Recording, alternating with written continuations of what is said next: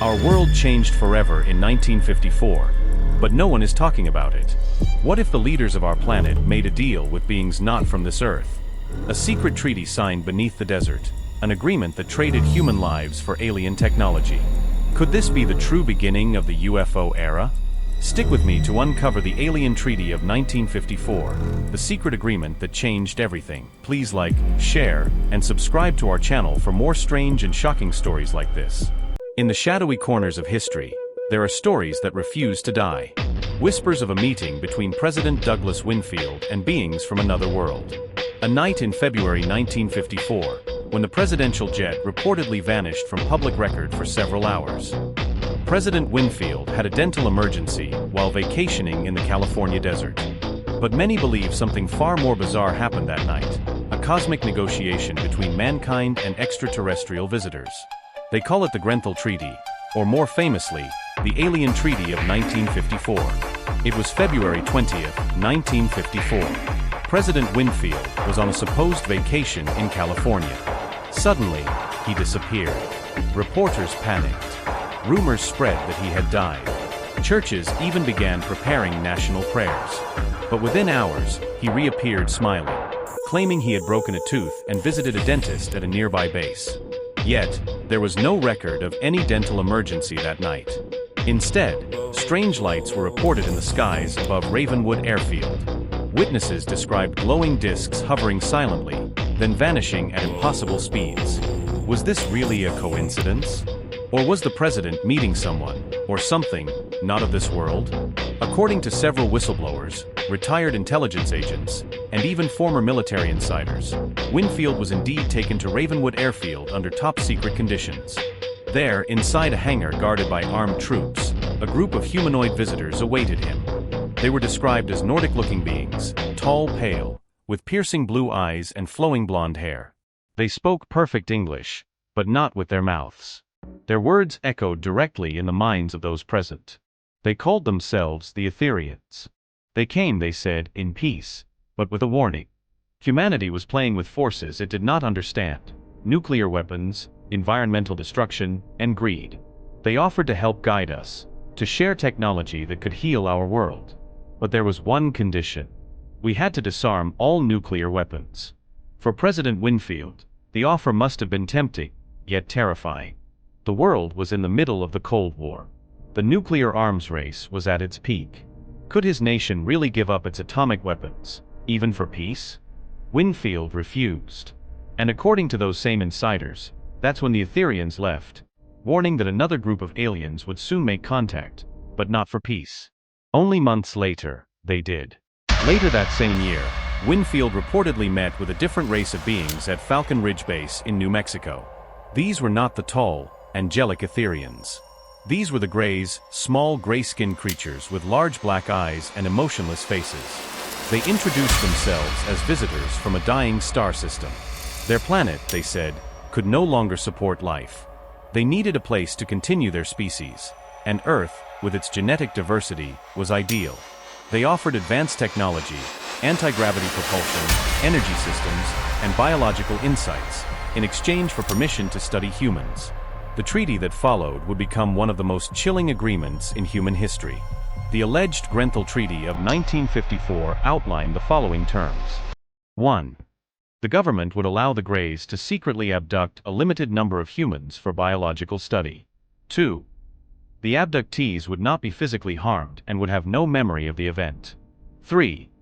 In return, the aliens would provide advanced technologies, particularly in propulsion, energy, and materials. 4.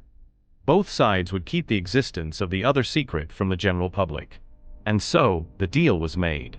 President Winfield, perhaps thinking he was protecting his people, may have unknowingly opened a door that could never be closed again. In the years that followed, reports of UFO sightings exploded. Cattle mutilations, strange lights, and bizarre abductions became global phenomena. Whistleblowers claimed underground bases were built with alien cooperation. Places like Dulmer Base in New Mexico, where genetic experiments between humans and aliens were said to occur. Radar operators began tracking craft that defied the laws of physics. Pilots reported being followed by glowing objects that blinked out of existence in the blink of an eye.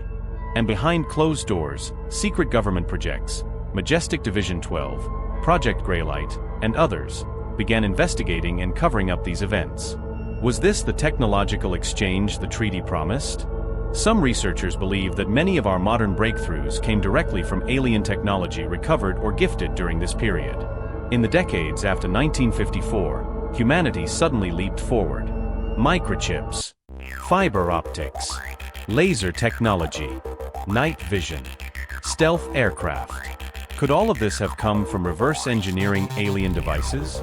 According to insiders like Colonel Victor Corman, a military intelligence officer, the answer is yes. In his controversial memoir The Shadow Files, Corman claimed he personally oversaw the distribution of alien technology to companies under the guise of innovation programs. If true, it means that everything, from your smartphone to your computer, may trace its roots back to that unholy 1954 agreement. Of course, the government denied everything. Project Sentinel, the official investigation, declared that UFOs posed no threat to national security and were likely misidentifications. But behind the scenes, documents were classified at the highest levels. People who spoke out were silenced, ridiculed, or mysteriously vanished. Even President Collier, who came years later, reportedly asked about the treaty shortly before his assassination. Some believe his curiosity may have cost him his life. And Winfield? In his final farewell speech in 1961, he warned the nation about the rise of the military-industrial complex. Some now think he wasn't just talking about corporations, but a shadow network controlling alien technology and information. Since that fateful meeting, UFO sightings have only increased. The skies are filled with strange lights, triangles, and orbs that defy explanation. Could these be the same Greys, monitoring their experiment? Or have other alien races joined the silent war above our heads? Some believe a secret council, made up of human and alien representatives, still meets in underground facilities to guide our species' future. Others say the treaty has been broken, that the Greys took far more than was agreed, abducting thousands, maybe millions, without consent. Every missing person, every unexplained light, every strange dream of being taken, might be a shadow of that ancient deal. Here's where things get truly disturbing. If the treaty was real, if the Greys are still here, then humanity may not be in control of its own destiny. Some researchers believe the aliens have been quietly influencing world events, wars, political shifts, and even technological progress, to shape Earth for their survival. Others think they're preparing for full integration, or colonization. Either way, if the rumors are true, we may already be living in a world partially ruled by non-human forces, and most of us don't even know it. Over the decades, dozens of ex-military personnel have come forward. Names like William Cooperfield, Robert Lazarus, and Paul Heller, the former Defense Minister of Canada, have all hinted at secret pacts and alien collaborations. Declassified documents from the 1970s and 80s confirm that UFOs were taken very seriously by intelligence agencies, far more than the public was told. And with modern government admissions of UAP's unidentified aerial phenomena, the lines between myth and reality grow thinner every day. So, what really happened in 1954? Did President Winfield truly meet beings from beyond the stars? Was the treaty real, or just another Cold War myth gone wild? We may never know the full truth. But one thing is certain. Since that mysterious night, humanity's technology, culture, and even belief systems have changed at a speed that defies logic. Maybe we didn't evolve on our own. Maybe we had help. And maybe the price we paid for it was far greater than we ever imagined. Was there really an alien treaty in 1954? Please like, share, and subscribe to our channel for more spine-chilling mysteries, UFO secrets, and hidden truths that the world isn't ready to face.